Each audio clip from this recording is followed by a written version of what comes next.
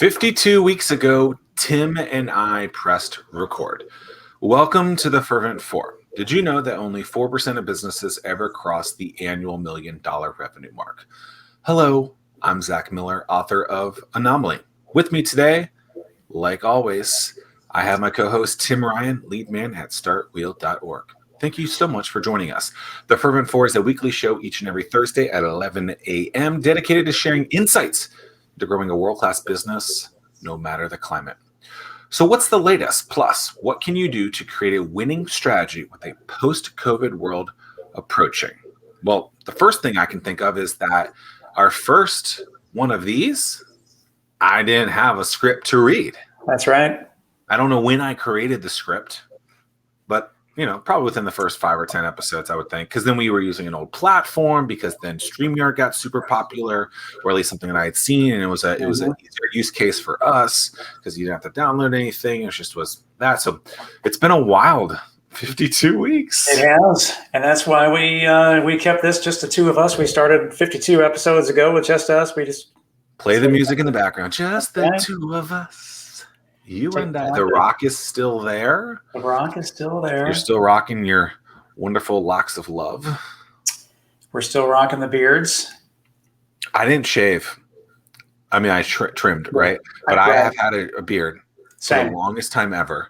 I think I shaved my beard to skin March 1st of 2020, and I haven't since. That was a big day for you. Big day for March 2nd. It was not okay. Good point. Good. March 1st was also a good day for you.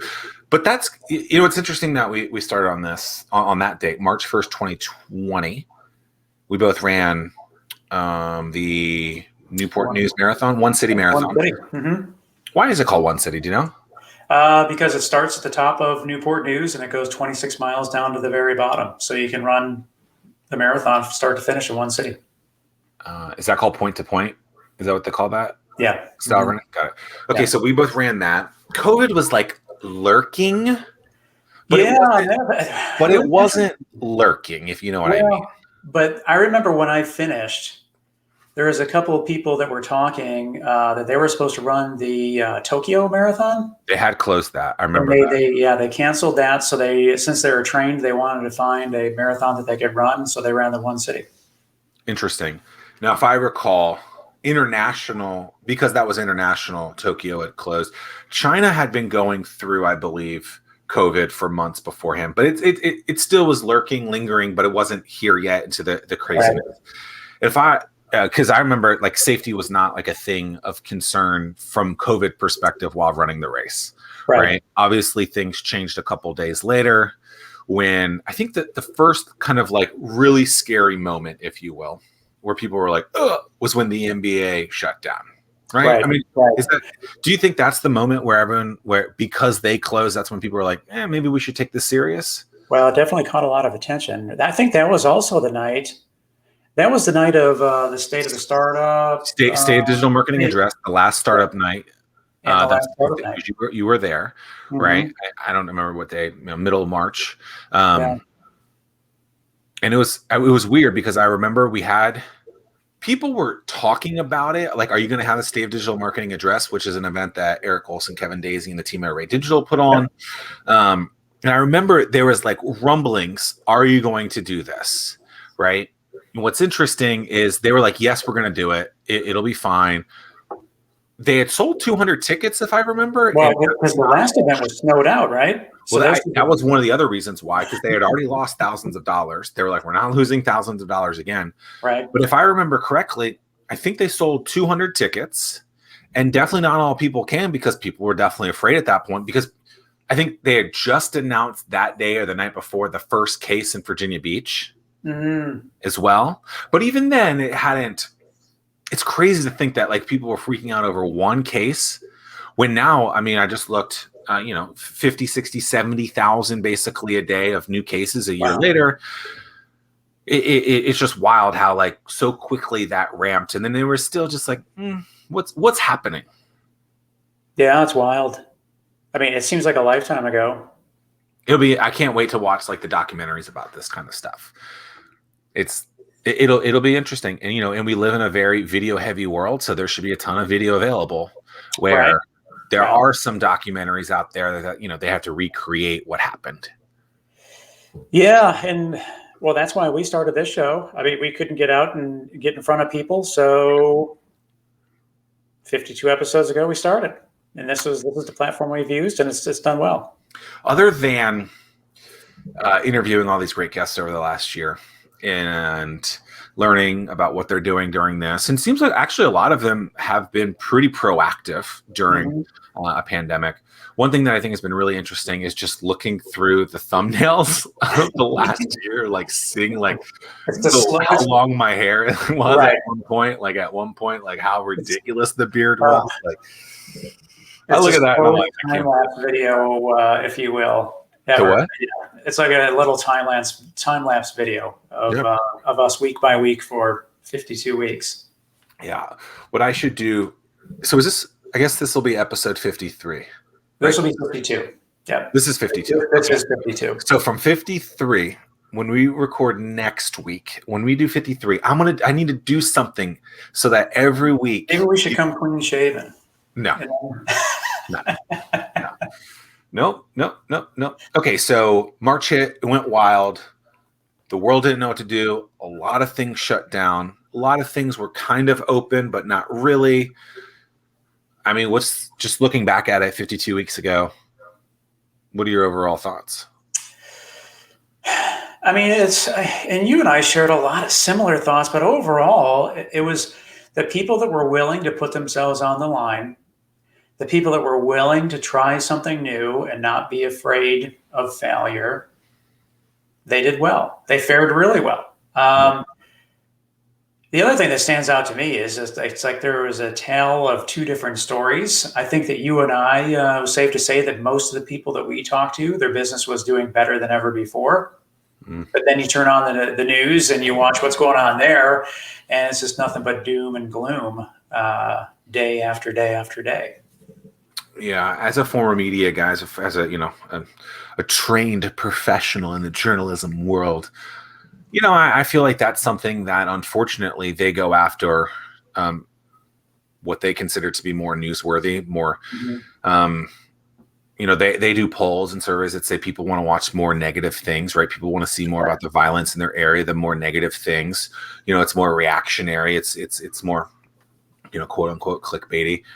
I think there's plenty of good stories out there too, and more of those things need to be pushed out there. I always just say, like, what's the real story here, right? Like, what's the context, right? And I remember when maybe 4 months ago, I had heard a story where there's 5,000 trials of the vaccine out, and 2 people were having some sort of effects in a negative way. And I'm like, but is those 2 people the story, or is it the 4,998 others that are doing fine? So you can you can tell that story in 2 different ways. Right. I think we should be telling, and honestly, in that case, it's an overwhelming majority they're fine. Yeah. Yeah. I mean, I've always been an underdog guy, man. I love to root for the underdog. And like right now, the people that are surviving and the people that are thriving, I mean, it's almost, they're the underdogs right now. So I can't help but get behind them and support them. And it's great to see them grow.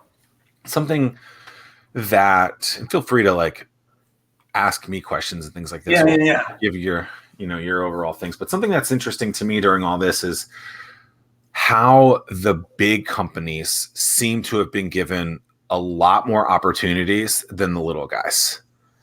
And it's unfortunate. It's still confusing as to why they chose how some of this went down, because there was a time, remember, when businesses actually had to close for 2 or 3 months, right? Right.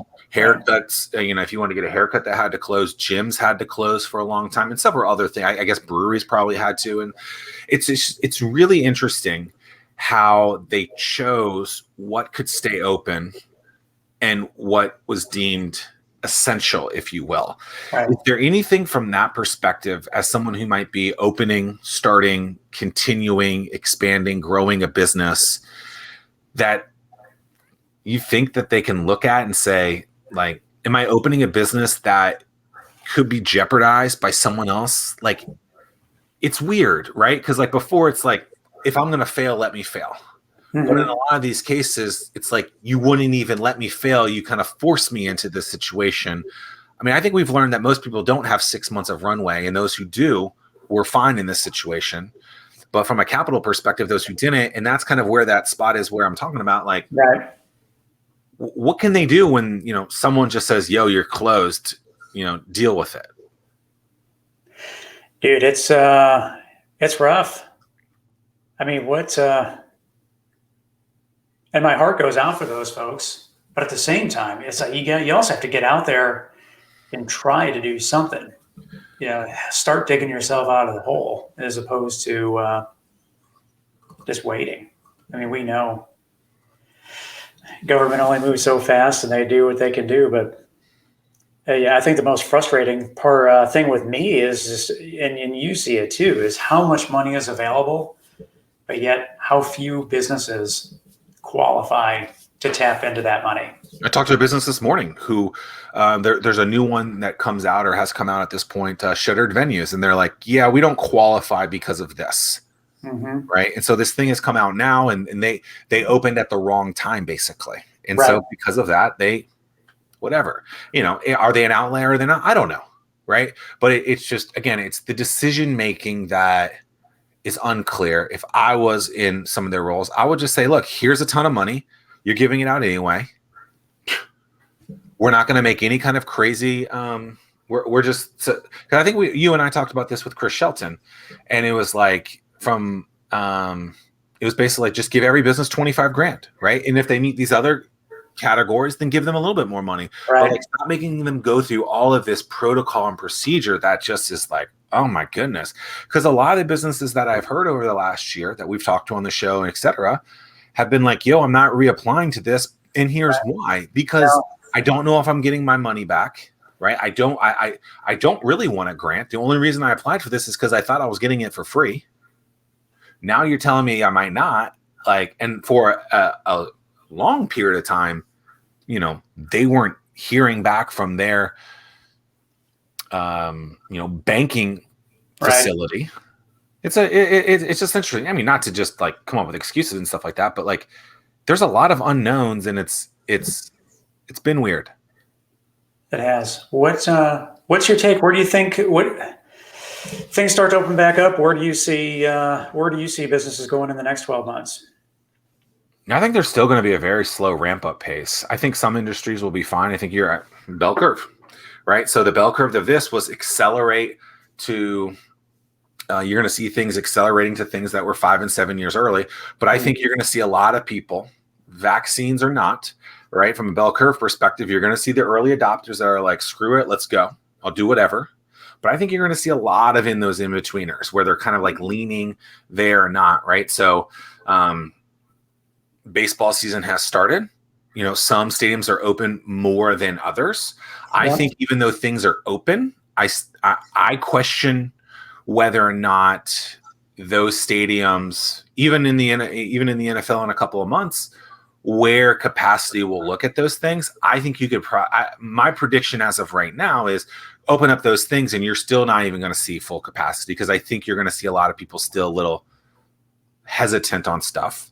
Mm-hmm. Let's make sure we get through this first type of thing.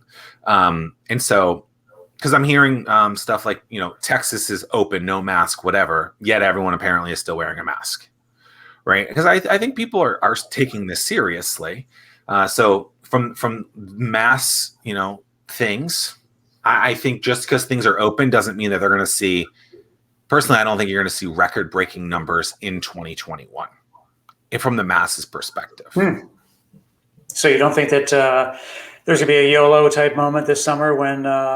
No, I do, but I don't think that will. I think those are going to be, the early Q1s of that. And I think a lot of people are going to be very, they're going to open up, you're going to have barbecues with 12, 15 people, not, big numbers. Yeah, I don't think you're going to see a ton of people go to the amphitheater when they open back up to 20,000 people. I think you're going to see 10,000 person crowds.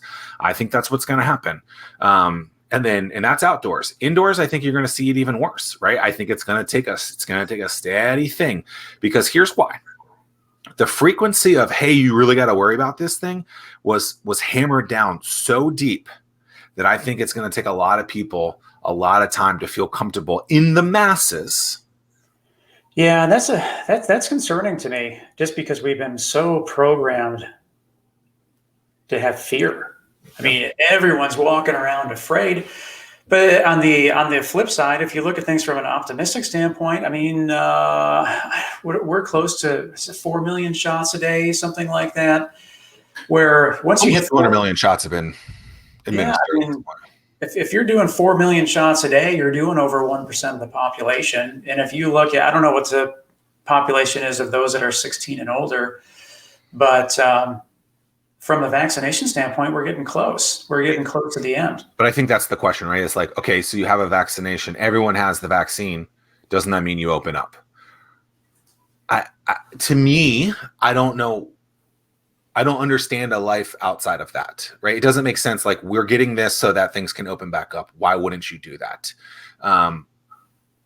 I welcome the opportunity to hear a different thing, but otherwise, if we're not going to go back to, hey, things are open, then why would people go through any of that? So you're a marketing guy, and you help a lot of businesses get out there, get there and be heard, be seen. What are you telling businesses now that they should be doing in preparation for the post-vaccine once we get over the hump? Ooh. I mean, a lot of it has been, hey, like, have a very large digital presence that you feel comfortable with. Let people, continue to talk to people through all this, and don't stop through that, right? So the message before is still the message now. It's like, hey, just because you're not open to the capacity that you could be doesn't mean that you really need to slow down in that capacity. So if you used to, email your email newsletter once a week in that kind of frequency, make sure to still do that. If you need to start throwing in there, like, hey, like, I'm going to be open, and you're going to slowly roll that out, let people know that you're open for business, right? It's the same thing as if, I don't know, Metallica, I don't know why I said Metallica, but let's say Metallica was going to go on sale. Metallica was going to go on tour, right? They're going to let people know, hey, we're going to be going on tour soon. So if you're going to be doing something different, you need to be talking to the people that are already in your network, already your fans, and being like, yo, we're about to do this thing, ramp up, tease it, get people excited about it. And then when tickets go on sale or your new thing comes out, let the world know about it. I don't know that there's actually like a post, COVID world in that kind of case where you should have been doing these things overall, right? So I was doing a once a week newsletter. Guess what? Every week I still put out once a week newsletter, right? I didn't stop that. I'm not going to stop that just because I'm doing something slightly different, right? That was a thing that worked for me then. It's going to work for me now. If you are doing an event or you have a physical place, people are going to want to know, are you, at the beginning of this, people were like, are you clean? Or what are you doing from a measure standpoint? If you need to reintroduce that, then let people know that, right? Yeah. But at the same time, people need to know that you're open for business, and you need to market that you're open for business. I think people forget the amount of frequency that is necessary to be seen 100%. Over and over and over again. Yep. And so if you think that you're going to tell someone once, hey, I'm open, and that's it, that will work for some, but it ain't going to work for everyone. Yeah. Push that out over and over again. And and I'll be honest, I suffer from that as well, that I hear myself say the message over and over and over again, but that has nothing to do with even the people that are closest to me. They may hear it once or twice out of the 100 times that I say it. And that's a message that everybody needs to hear. And I tell everybody, and I try to take my own medicine in, is if you're not tired of telling the story, then you haven't told it enough. And then you need to keep on telling it. So, I think that old mechanisms are going to come back hardcore too. And what I mean by that is I think everyone has gotten so, if there's any kind of change that's going to happen in the next, that you're going to see, it's that the digital world is going to have some sort of detox, and you're going to see old school mechanisms really thrive in the immediacy of the next few months? And I'm not, as you know, I'm not on Facebook very much. I just kind of got burnt out from the whole thing, especially before the election. And I'll sneak back in every once in a while. There was an election? Yeah, I mean, who would have think that that's like 2 lifetimes ago? But yeah, I think that there's already been a little bit of a detox, certainly from a Facebook standpoint. It's not nearly. So I'll go even deeper and say, I think people are going to pick up the phone more. I think people are going to. I do think you'll see more people networking. You will see people get out and network and things like that. Yeah. More than before. But I don't want people to confuse what I said before about the masses. I still think it's gonna. It's going to take time to see that up, but I do think old school things will come back. So we'll see. I think people are going to use the phone a lot more. I think you're going to have to find ways through like your mailbox. You have to send more mail and things like that. Getting that frequency in front of someone. Different style of ads are going to become very popular, and I don't think digital is going to be the immediate runaway winner in that where it was this time 12 months ago. Yeah, I definitely see. I think that there's going to be a lot of acquisitions that take place. Yeah, that stuff hasn't happened yet, right? Yeah, I think a lot of business owners are probably really tired. They're happy that they survived. From a purchaser standpoint, money is still relatively cheap. And so I think that bulls are going to do a lot of buying. And I think that people that are tired are going to do a lot of selling. I think also when you start looking at what your business might be worth because you had to do so much financial paperwork for some of these things, I think you realize, oh, that's interesting. We haven't even touched that yet. I can't even get. What do you mean? No, just in terms of what taxes are going to look like from a business. Oh, but what I was saying is this, like, okay, like this is how much money I can get from someone. I had to do a lot more financial records this year because, a lot of the stuff that was asked for was a little different, if you will. Right. And I think people look at that and they go, well, if someone's willing to give me 3 to 5x that, maybe I should take it. Mm-hmm. Right. So that's interesting. I also agree there's going to be quite a bit of acquisitions. I also think you're going to see businesses that will just close and that's going to happen. That would have happened anyway. What will be interesting from that is you had such a big land grab globally over the last 20 years where there's basically no issue whatsoever, right? People are building on top of building, a lot of co-working spaces out there, in any downtown across the country. You just saw a lot of stuff being invested in and built. It'll be interesting to see what happens with that kind of stuff, right? Does co-working become something that works? Right. I mean, we've definitely, and we've been saying this for the past year, that things have accelerated 5 to 7 years really, really quick. So it'll be interesting what happens with the co-working space. We talked a little bit about, before we hit the record button today, that the jobs report is much, much higher. I think it's going to be really interesting right now once unemployment benefits run out. And what are the benefits right now? Like, is it still the crazy thing where people are getting like an extra $1,000 a week or something? I believe it is. I think that was just extended, or it was recently extended. But and so that one's been hard for people for people who are employing. Yes. To find employees because they can make more money being on unemployment, right? Correct. I didn't realize it was still that crazy high. Yeah, it's amazing to me. So many business owners that I talk to throughout the course of a week, that's their number one challenge right now, is that they cannot find and hire people. They can't get people to stay. And they're just like, Tim, it's cheaper for these people make more money sitting at home, or just as much money sitting at home. Well, and then the other thing that someone was talking about was they'll get people to interview for the job, but they just do that just to check the box. And then once they check the box that they're looking for a job, then they ghost that company. I feel like minimum wage isn't a thing that's brought up a lot in our market.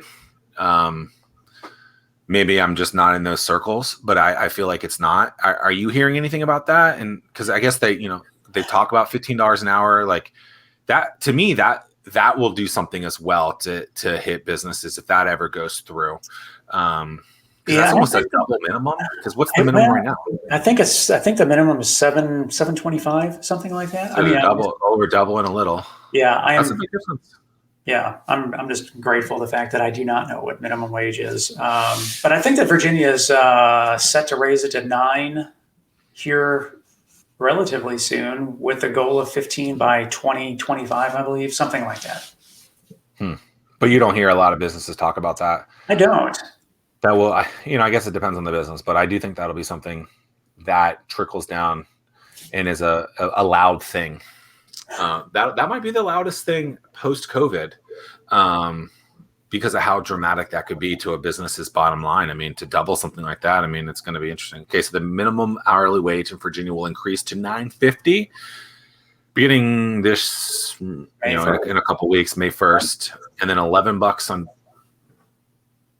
Wow, $11 January 1/22, and then ultimately $15 2026 will be contingent on the General Assembly enactment by July 1, 2024. So I guess that's already been approved upon. I mean, I guess prices are going to increase. Yeah. And I just saw a headline. I try so hard not to get baited on these clickbaity articles, but gosh dang it. It's just like, Ryan, I saw an article today about toilet paper prices going up. So we all remember we went through the toilet paper shortage, and maybe these platforms just know that toilet paper is still a really clicky thing. But Scott Paper just came out with the fact that toilet paper is going to increase in price. And the quality has gone down. That was, I forgot about that. I used to buy so I started doing, not every time, but I started doing the carry out at the grocery store type of thing, where they'll pack your car type of thing, because the local grocer was free. So basically I could just show up, they'll put the grocery in the back of my Jeep, and it was free for them to do it. I'd save an hour. That's going to continue? Will that continue? Yeah. I saw an ad out Harris Teeter last night or recently where it's $100 a year to do it. It would have been $5 at Kroger, which is what I was talking about, to do it. I think Walmart has their Amazon Prime effect, where I think it's $15 a month or something like that. I think that'll probably become the norm. It's interesting. I want to give a realistic stat here. So let me think about this. So 15% no, that's too much. 7% of things are missing in an order, or they don't, what I put in, they don't have, right? Which usually is a pain. And then, they give you we could use this or something else. Usually it's something very different.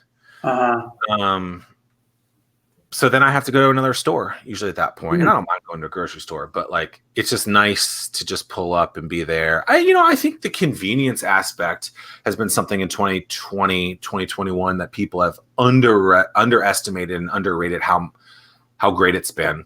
But that's all last mile stuff too. I don't know. I do think that the DoorDashes of the world doubling your normal takeout order is ridiculous. To get someone, if you pay $30, it costs $60 to get that thing delivered, with tip and all that, is that worth it? No, I think they have to figure out that. But look, I don't know. We'll see.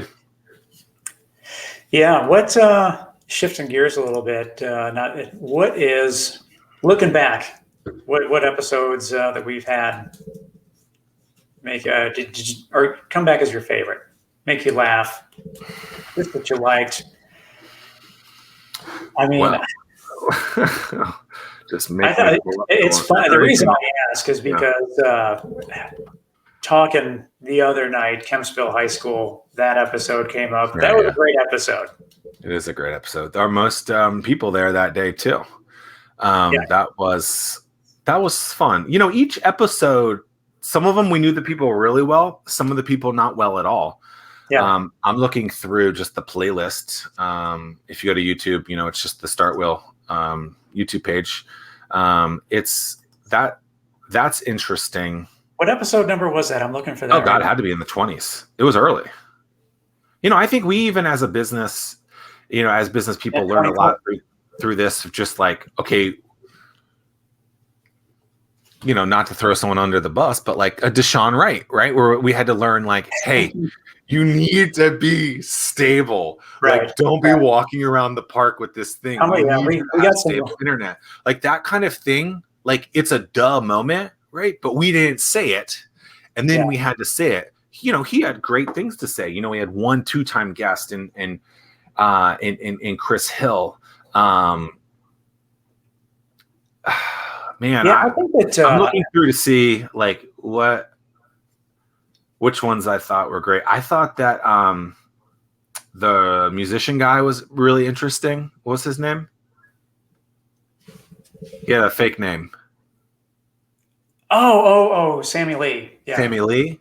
Yeah. That was fun. Chair One Fitness, I thought was I've got a lot of positive feedback with Chair One Fitness. Drone up because I thought we got into some technical things that we don't normally talk about from a juggernaut perspective. Yep. I liked learning from Two Maids and a Mop about how buying of the signs was really good for him. So like that's what I mean by like old school marketing, right? I think it's going to work where like people be like, no, it's all digital. And it is. I get it. Digital is going to be great. But, buying a $2 sign and putting it in a yard somewhere actually can bring on some pretty good business too. And he's busting at the seams. Right. Yeah. The pest control story. I had heard that one before. So that was interesting. The kid in the background, there was actually a cat with Escape Room Virginia. That was a funny moment. Yeah. And we can't forget about the lawn mowing episode. That was early. Lawn mowing episode. Actually, so I talked to Nate Scholl of Swim Nerd, and he recently told me that business has picked back up. Remember, swim teams, pools closed, and a lot of places still closed. But he said that a lot of his business has picked back up to 2019, the 2019 timetable. So that's great. This is interesting. I think the interesting as I look through these. As I look through these thumbnails, which I should actually show here, is just the winner of all this is got to be the different. If you put up the Jim Carroll picture, is that where you're going with this? No. Okay, let's remove some stuff. So, Steve's such a great guy, and just the different looks. Oh, I forgot we had Chad and Nicole on there. Just so many that we've gone through. Laura Henderson, right? I mean, a business just focused on networking. I thought that was interesting. Some of the ways that she had networked. 757 Accelerate. Okay, so like early on, we used a tool called Ecamm Live. This is the first show. I'm wearing. Look at what I'm wearing. Look at the jacket and whatever. Then we had Erica, but like as the beard grows, it was an excuse. I was like, I can't go to the barbershop, so I might as well do this. Yeah, and it's interesting. At some point, look at this. The beard gets ridiculous. That was the Deshaun episode we were talking about. Laura, is this? Oh, remember when we were talking? So this is really interesting. 9 months ago, we were talking about price gouging a mask. Now masks are easy to find. It's ridiculous. Nicole Campbell has told me that real estate hasn't really changed in the commercial real estate world here locally. Other places maybe, but not in Hampton Roads. Yeah. We had actually started using hashtag #the757 more. That's something that I've noticed recently. This is Steve. This is the guy who the lawnmower went off on, right? Yeah. And so for those that didn't see the episode, we were doing the interview, and that was the exact same time that the lawn service people showed up and started mowing the lawn behind him. He just gets up mid-sentence. Look at I don't even want to pull this up, but if you can see the beard in this lower left thing, like I look ridiculous. Is that what you're talking about, or my hair? That was the episode with Jim Carroll. Was your beard was at its longest, and my hair was also at its I don't know. It looks like your hair hadn't been your hair also. Got it. But then I hadn't figured it out. Can you look at my beard was ridiculous when we talked to Mike Austin. God, this is Yeah, great. we looking Then I got back, a haircut, and I think I got off we really we put a lot of time to into our hair. Yeah. hair, beards, but also really having timely guests. So talking about what happened with commercial real estate, talking about what happened with conventions and trade shows, talking about, I mean, Chris Shelton, when the restaurants were closed and stuff Yeah. like that, what they had to do. Yeah. And that's hard to do because we do schedule a little bit out. So we're constantly thinking, like I remember when we had Mike Austin on, it was like, hey, that was when PPP was first introduced. right. But it was like, to even one up that, it's like, when is the right time with PPP to go in there? Because we kept telling him it's not time as well. And then we talked about diversity, equity, and inclusion. Obviously a big year with that. Yeah. So some big things on the front there. Actually with Lauren, I thought that was interesting when we talked about just people in people's houses, dealing with that, the accounting aspect. With Misty, there's the chair one. She was great. And then Ario. That one's interesting. I think Ario, is an interesting one from a that's like your super techie business in the area, drone up too, probably. Right. And then with the restaurant world, what they can do over the next few months, interesting as well. So some great episodes. I don't know if an episode is my favorite per se, but there, some of those moments that I, you just forget about. Yeah. And reflection is, I think, something that needs to be more of, and we should look through those things more because that was pretty fun.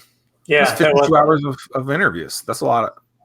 Yeah, I mean, I think the biggest thing that surprised me was running into people, and they watched the show because they knew me, but I would never expect them to watch the show, and for them to say, "Hey, I watched the show, and I watch it every single week." I use it as a sense of motivation, or I'm preparing for when I want to take the journey. I mean, to me, that's touching. One, I mean, I had to step way out of my comfort zone to do this, and I think that things have changed quite a bit in the last 52 episodes. But it's nice to hear when people are watching and viewing and getting something out of it, because we do put a lot of time into it. Something that most people don't think about is to improve your in-person performances. I think one of the best things to do is press record live on like a Facebook or a YouTube or a LinkedIn or whatever.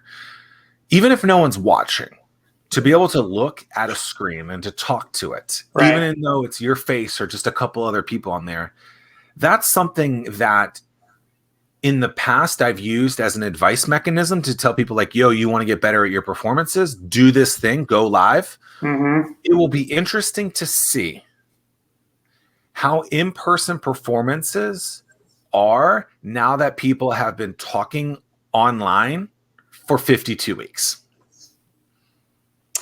Yeah, I had a meeting earlier today, and it was the first time that I have met people new in quite some time. I was asked to give a talk about StartWheel, and it's strange. Because you're constantly talking to the same people. Yeah, so things are starting to open back up a little bit, and I gave a talk this morning, an intro, and I was like, I don't know what to say, but I feel like most of you know me, so I'm not going to say anything. Yeah. But that's the thing, like we're out of whack as to what to say. So we have to start cycling that back up, I think is what you're getting at, right? I mean, and the other thing that's bizarre to think about is I couldn't even tell you when the last time I even touched a business card. Do you think those are going away? Do you think I think that there's probably a lot of people that are going to be reprinting new ones because they're going to be working from home now, or there's phone number changes or whatever the case is. But I haven't touched a business card in it's over a year. But the handshake, I think, has been asked to be removed, right? And so that's why I ask about the business card. I shook one or two hands in the last year.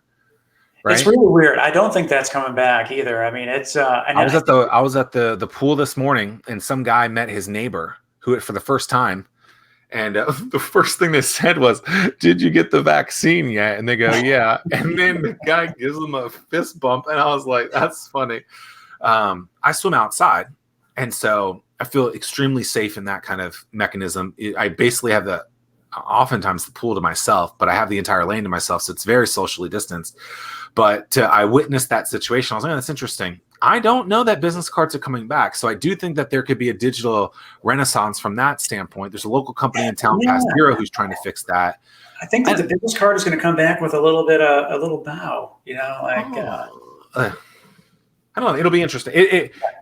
I honestly, 2 hands I've shaked in the last year.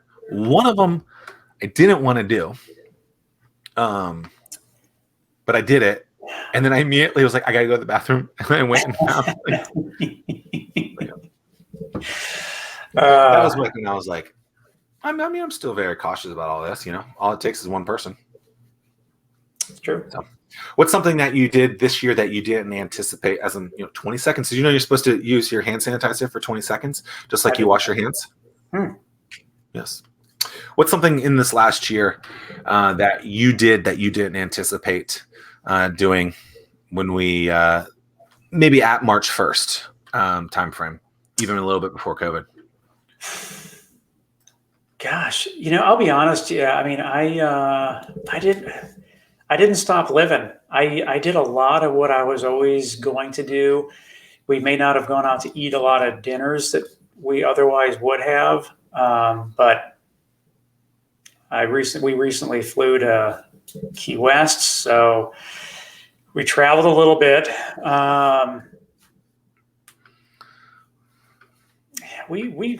We kept pretty active. And there you go. I just kept on chugging along. I mean, I was always very safe, very respectful of everyone else. It seems like COVID's a density thing too, right? Where as long as there's right. Yeah, what I mean by that is the dense cities, where there's a ton of people, things get a little sticky, if you will. And I don't think you were in situations like that. Right. Yeah. I mean, maybe the airplane, but we didn't go out into bars and rage and that kind of thing. We were always really cautious. We were outside, and but it was good. I mean, looking back, it was fun to. It was nice to have time with family and have game night with kids and those kinds of things. Yeah, I was surprised at how much. Actually, from a business perspective, I mean, I feel like things were pretty much the same. Some things I didn't do in person, but the speaking engagements changed because there wasn't in-person speaking engagements. Yeah, but that we saved a ton of money on our entertainment budget. I can tell you that by not going to concerts and that kind of stuff is coming back. I've started to get inquiries about Zack Miller getting on stage again. Mm-hmm. So I think that stopped. So that was a little different, I guess. But I still did talks, just not to hundreds of people on a stage. I might do it to hundreds of people through a screen. The financial aspect of that has been a little different too, where people are paying a little differently, because I don't think people were grasping what you would pay someone on stage the same way that you would do digitally. That's going to change though, because I think people are realizing there's a financial mechanism for both of that in person, where people attend, but then making money for your fan base online. I think there's a big ticket item there. I worked out a lot more than I thought I would have. I was going to ask you, what are the things that you're most proud of, or that you look back and? I mean, because we heard so much about 2020 being such a terrible year, but I mean, you and I we try to look at the bright side on a lot of things and not focus on the doom and gloom. And you had a really bright 2020. Yeah, as I really look at 2020, the only thing that, from a super negative thing that happened, was my dog passed away. That was like the hardest thing ever. Other than that, pretty okay. I was very safe, stayed at home. Losing Ashbrook was probably, that was a hard moment. That was a real hard moment. I got him in school and had him basically by my side every day for 15 years. That was a hard one. But then, you realize that he lived a good life and all that stuff. And, but from a business perspective, I think, you have to constantly innovate and be thinking about stuff like that. I feel like I've lived that for the last decade anyway, where I am constantly like, where am I on this chain? I mean, I'm the guy who likes to do things, get them to their peak and then retire them so that they don't ever hit that lull. Right. And so, I felt like I sold Startup Night when it needed to. I stopped doing Start Norfolk when I needed to. I got out of the physical space of Hatch when I needed to. Thinking back at some of that stuff, had I not, and I would have been reliant on that, whew. Right. So I give kudos to myself being like, wow, like your money-making things in the past, had you not gotten out of them, you would have been SOL. Right. Because some of those, state of startup community address, that was a big ticket item for me to not, and to have needed that from a financial perspective. Oh boy, that would have been a bad thing to be like, hey, we got to punt that for a year. Right. That would have been a big one to lose. Hundreds of people attending that, tons of sponsors involved with that. I mean, that's tens of thousands of dollars, if not six figures of an actual, of an event that's necessary in there. Like that would have been interesting in there. From a life perspective, I took 2 hours off my Ironman 70.3 time. Super happy about that. Feel like I'm, from a fitness perspective, getting really fit into the world, kind of like I was in high school. So that's good. Yeah. I don't know. I mean, like, I'm grateful and lucky that I don't really know anyone that's been affected. Super excited about that. And I hope that continues. I think that's the same for you. We're lucky in that case, I guess. Yeah. I mean, it was strange, just in the sense of there's a lot of times that I would just stay quiet because, 2020 was a good year and I didn't want to come across as braggadocious or, but I think that is a good thing, period. I think there are things that you can spout out all the time, and there are things that you don't have to. And as aggressive of a loudmouth that I am, I wasn't that loud last year because I didn't necessarily think it was necessary. Right. And I think that's what you're getting at. Yeah. Yeah. I mean, it's just because I do feel for the people that, of course, had a tough time, had a tough go. I mean, in all facets, right? I mean, I know people who have gotten it. Yep. And I know people who have, their people have gotten it, and bad things have happened. Yeah. It's not cool to think about. I mean, it terrifies me, right? Like, with the single biggest thing about COVID that terrifies me is like, okay, like, what happens to me or the people that I care about? Because there's that unknown aspect of it, and right. I don't like that. That's what scares me. But yeah. So how do people move forward? 20. We're looking in, what is this, Q2 of 21. I think that you're going to get to like June-ish and things are going to rapidly open up. Yep. I also think that just because they're open doesn't mean that you're going to see crazy numbers of people jumping on that kind of stuff. Because I do think there's that bell curve effect that people will wait and kind of see. But what are you anticipating? What's the plan for people? Yeah, well, I think that from a business owner standpoint, now is the time. The time was a couple of months ago to start preparing for when things open up, but now more than ever, now is the time to really to get everything together so that when people have the freedom and they want to start spending money, that you're there to take advantage of the opportunity. So start marketing now, start the advertising now, because when that day happens, when things are at 80%, 100%, you're going to be competing against a crap ton more people. Right. I mean, if we think that it's loud and noisy out there right now, my goodness, just imagine what it's going to be like once everybody is open. Yeah, it'll be interesting to see like how expensive things from an advertising perspective cost too. Yeah. I think we've been blessed with a CPA cost per acquisition being relatively low on many fronts, where it'll be interesting to see how expensive it costs to acquire a customer and what that does to the price of folks. Is there anything that you think will go away in the next few months? Gosh, that's good. I don't know. There's still one Blockbuster left, I think.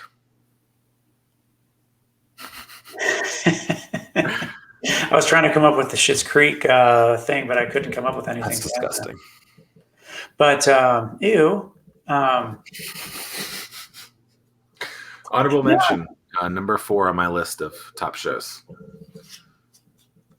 No, I mean, I'm excited. I've always been really optimistic for the future, though. But that's just me.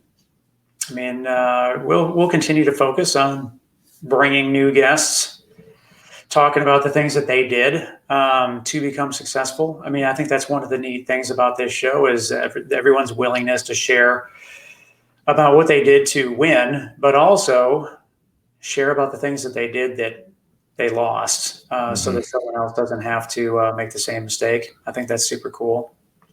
Well, I mean, look at a company like Amazon. People thought they were stupid starting an online bookstore. Now look at them.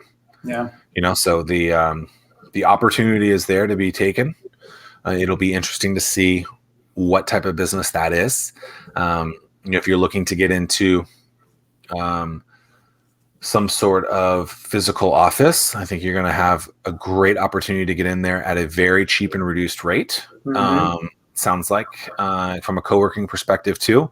I think there's going to be a lot of opportunities for you to negotiate in that. So that will be interesting. Yeah, in cities across the country. I think it's a great opportunity to learn how to negotiate, I think too. Yeah. Best book of 2020, best book of COVID? For me, it was No Rules. Is that the 50 Cent book? No, that is written by Aaron Meyer and Reed Hastings, the founder of Netflix. Interesting. What was so great about that?